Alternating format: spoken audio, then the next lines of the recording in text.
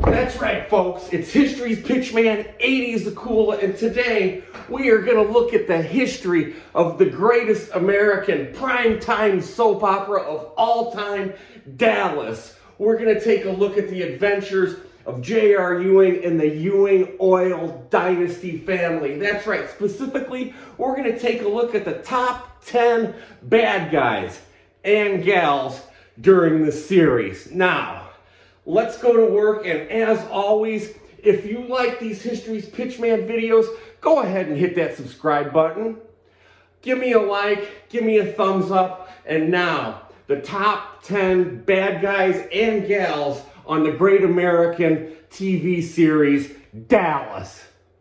Starting us off at number 10 on our list, the terrorist B.D. Calhoun from season 10. Now, J.R. Ewing gets involved in some harebrained scheme to blow up some Middle Eastern oil wells to raise the price of oil. J.R. winds up double-crossing the guy. He gets mad. He starts terrorizing J.R. He drugs Sue Ellen. He winds up kidnapping John Ross, and B.D. Calhoun is eventually killed by Bobby and Ray in a showdown. No. I read the Bible, J.R. You remember that? Remember how the sins of the fathers shall be visited upon their sons? Don't do this. I'm going to let you watch your son pay for what you did.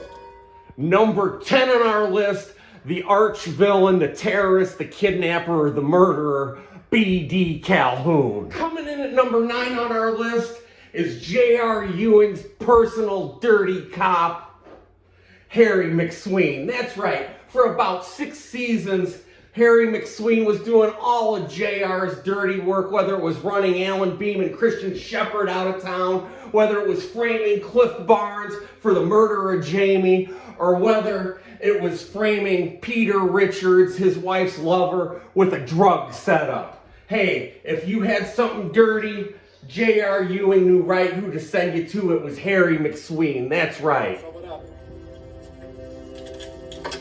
What is it? What do you want? It's called harassment. J.R. Ewing variety. I have a warrant for your arrest. For what? Prostitution. Is she any good?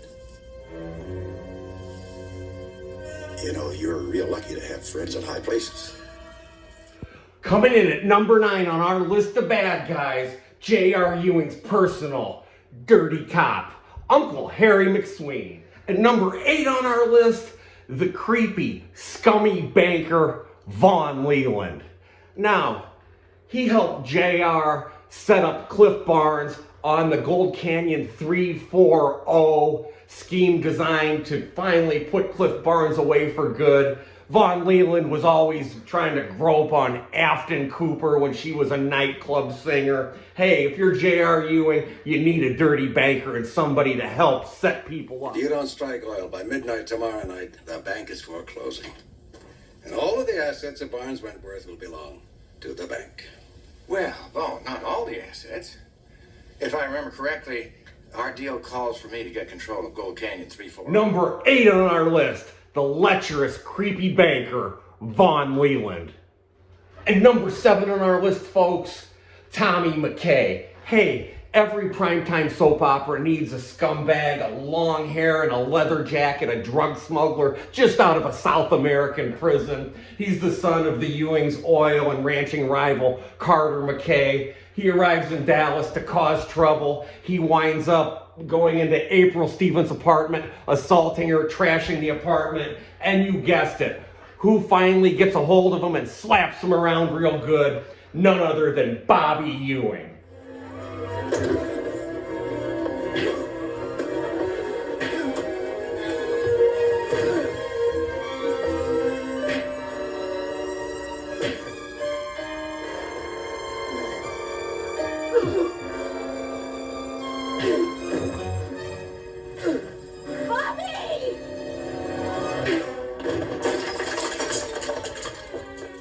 Number 7 on our list, drug smuggling scumbag Tommy McKay. And number 6 on our list, Jeremy Wendell. Now, He was the scheming head of Westar, Ewing Oil's rival, the huge magnate. He was as much of a schemer as J.R. Ewing himself, but folks, he wasn't nearly as good at it. Finally, he outfoxed J.R. and became the new owner of Ewing Oil. There was the portrait, the legendary portrait of Jock Ewing hanging up in the office. Jeremy Wendell called it an eyesore and said he was going to take it down. J.R. Ewing said famously, he said, "Wendell, you touch that painting and I'll kill you where you stand." I loaned your brother $6 million.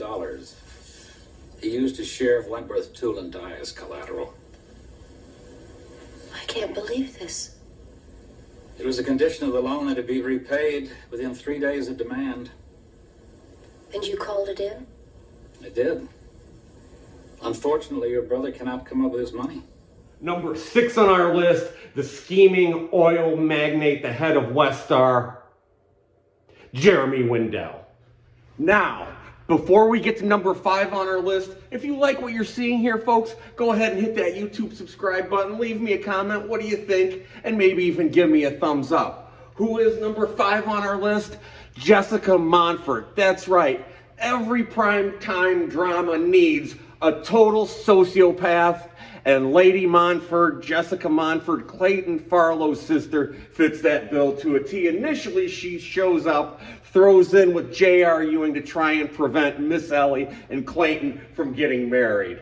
She kidnaps Miss Ellie. It's later revealed that she burned down the Southern Cross, Clayton's ranch, and was responsible for the death of his first wife. Later, she's in the funny farm with J.R. Ewing. They're throwing in together more schemes, more hijinks. Like I said, the total sociopath, one of the greatest bad gals in the TV series Dallas, Lady Jessica Montford.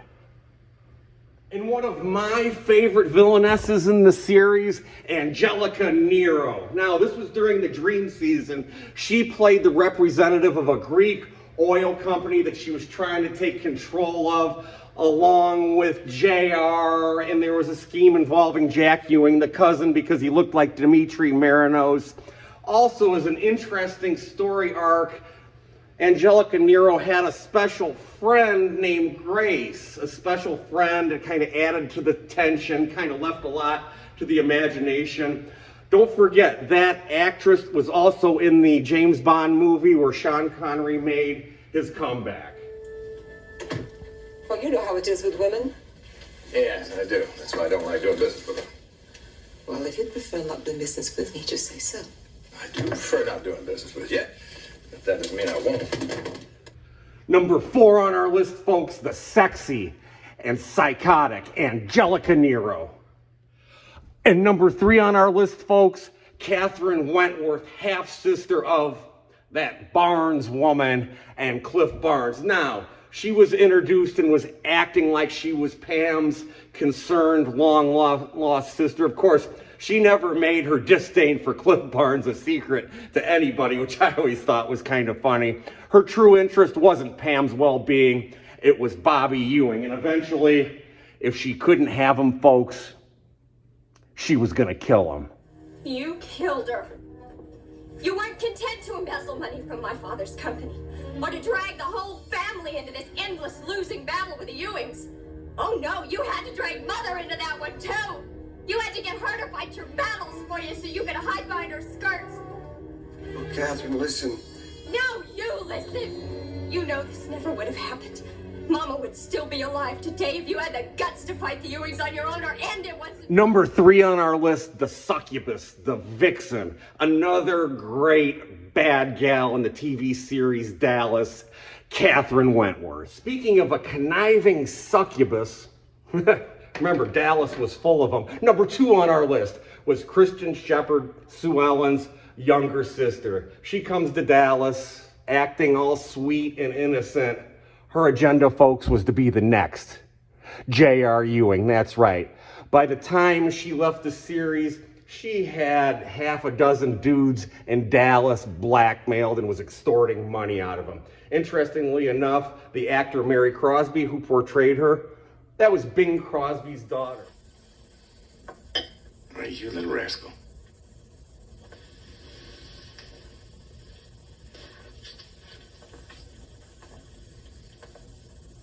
thick hole. And devious wings. Why, JR, I thought you liked devious. I love devious. What are you gonna do with this newfound knowledge of yours? Nothing. You're not gonna tell Bobby or my daddy? Of course not. Why, your daddy might remove you from Ewing Oil. And where would that leave me? Number 2 on our list, another real conniver, Kristen Shepard. All right, folks, and before we get to number 1, let's go ahead and hit that YouTube subscribe button. Leave me a comment. Hey, what do you think? Leave me a like if you think I've earned it. And now, our number 1 bad guy in the TV series Dallas is, of course, J.R. Ewing himself. Jock Ewing, the wildcatter, the oil magnate, taught his eldest son, J.R. Ewing, to be tough and ambitious and driven. But folks, J.R. Ewing took it all too far. He kept us glued to our seats and watching our TVs on Friday night from 1978 to 1991, portrayed by the brilliant actor Larry Hagman. Now remember, folks, the series was originally supposed to center around Bobby and Pam and their Romeo and Juliet romance. Now, J.R. Ewing absolutely stole the show with his ruthless conniving week after week. Hey, let's go ahead and take a look at a few of his greatest moments. Hard. You'll see. Once you give up integrity, the rest is a piece of cake. Hello, Pam. Say, weren't you here a couple of months ago? You're not gonna make a habit out of this, are you? You wouldn't recognize oil if it was dripping out of your crankcase. And you can't stand the fact that Barnes Wentworth is going to be bigger than Ewing ever dreamed of being. Barnes, you're as dumb as your daddy used to be. No buts, darling. Lucy's gonna be just fine. And it seems to me you might spend a little more time planning that party for Jessica than worrying about your bubble-headed niece. Do you often lurk in doorways listening to conversations? How else would I know what's going on around here? You know, it was bad enough when Barnes was yapping at me all the time like a mouse attacking a lion. Isn't she beautiful? Well, it's amazing what a few $1,000s can do, isn't it? Oh, JR, what a terrible thing to say. Really? Well, what's next? Are we going to cap her teeth? There's nothing wrong with my teeth. Oh, I guess not. You're sure taking a big enough bite out of the Ewing apple. You know, I didn't ask for any of this. You know, you're really something. No wonder my daddy didn't want to have anything to do with you. Well, it's a shame you're not more like him. All right, now, there's another thing, too. Mark Grayson's will hasn't been probated yet. When it is, Pam could come into a substantial fortune, which she'd add to the fortune she got when her mama died. I tell you, that woman has a knack for piling up unearned dollars. And you have a wonderfully crude way of putting things. By the way, who's that young man that's dancing with Lucy? I don't know. She didn't introduce him to me. As long as it's not a Barnes, that's all I care about. But we've got to find that girl. If Bobby doesn't marry Jenna, I guarantee you that Barnes woman is going to be right back in this house. Hey, and that'll wrap it up. History's Pitchman's tribute to the great American TV series Dallas. That's right. Hey, folks, thanks a lot for watching. Go ahead and subscribe. Leave me a comment. What'd you think of my list? We'll see you all really soon.